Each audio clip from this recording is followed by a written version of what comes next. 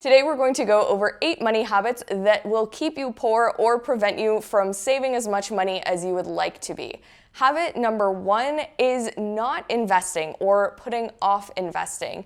Investing your money into assets that will grow in value over time is how many people set themselves up for retirement. So whether you are investing in real estate or investing in the stock market, it's important to be putting your money places where it can grow and work for you with that compound interest so that you aren't losing the value of your money through inflation. Inflation happens when more money is printed and thrown into our economy. In 10 or in 50 years, that money is not going to have the same purchasing power as it does today. Number 2 is buying things for instant gratification. Now, online platforms want as little friction as possible between you and you buying their product.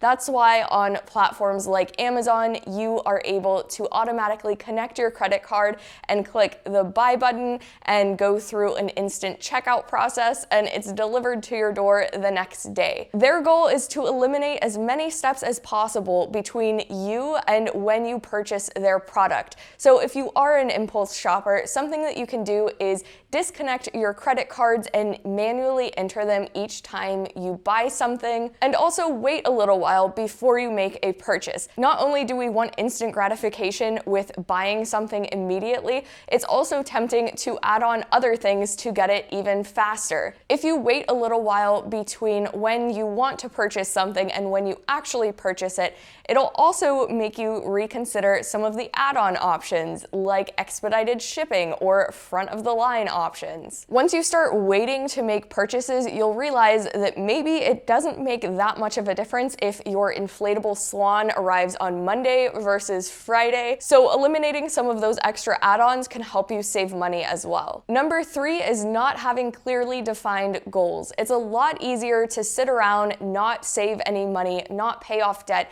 if you don't have anything that you're actually working towards. So it's a good idea to set both short-term and long-term goals and to have some fun goals as well as your more serious goals. So what I mean by this is something like a down payment may be a longer-term goal, and that may be one of your more serious goals. But in addition to that, it's okay to still have fun. So if you want to set shorter-term goals for maybe a vacation that you want to go on or a friend's party that you want to throw, that's perfectly okay as well. And I think it's important to have a mixture of both so that you don't get burned out trying to save all of your money towards one thing and not having any fun in the process. Number 4 is not tracking your progress. So whether you are saving up for a house, you are paying off debt, or you are trying to max out your Roth IRA contributions, it can be a good idea to actually track your progress so that you can see how those little amounts that you contribute towards those goals are actually adding up. You could do this through a budgeting app, you could do this through a spreadsheet, or you could even use some of those little progress tracker coloring sheets to do this as well. It'll be slightly reminiscent of those elementary school fundraisers, but it can still be fun to do that as an adult. Number 5 is maxing out your credit and not learning how to use your credit cards properly. So in general, it's not a good idea to use all of the credit that you have available. With credit cards, credit card companies usually want to see a very low utilization rate, meaning that you are not having to use all of the credit that they give to you. Keeping that utilization rate low will help keep your credit score high.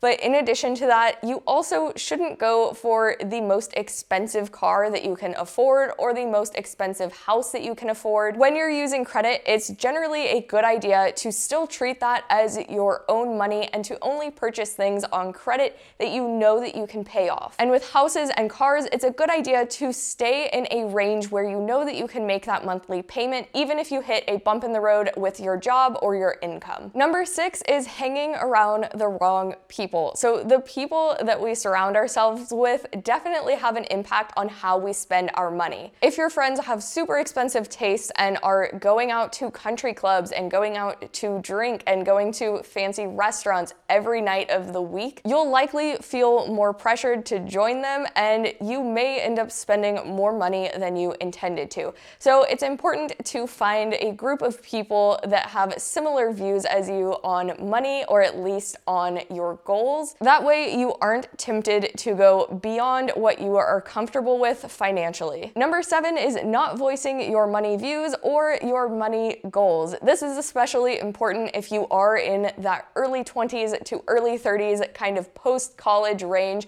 when you're going out with friends, or if you're deciding on activities or whatever it is. If someone suggests something that is way out of your budget, just be honest about it. Tell them that you are trying to pay off your student loans, and a lot of times someone else in the group will feel the same way. I've definitely seen this in my own friend groups, where maybe someone suggests something and then someone else says, hey, I'm trying to pay off my student loans right now, can we go with a cheaper option? And usually someone else in the group will be like, oh my gosh, thank goodness you said something. I am in the exact same boat and I didn't want to spend that much money either. So just being honest about what you can and can't do will be super helpful in finding that group of people that has similar goals as you. And number 8 is ignoring lifestyle creep. So as we get raises and as we age and maybe have more income opportunities, a lot of times what will happen is that we slowly start upgrading things in our life without us really realizing that we are spending a lot more money. So whether this is moving into bigger apartments, buying bigger houses, buying more expensive cars, or upgrading your phone every time a new one comes out, lifestyle creep can enter into your life in a lot of different ways. So again, it's important to keep track of how you're actually spending your money. That way you're able to evaluate where your money is going, and if your income is increasing but your savings rate isn't increasing,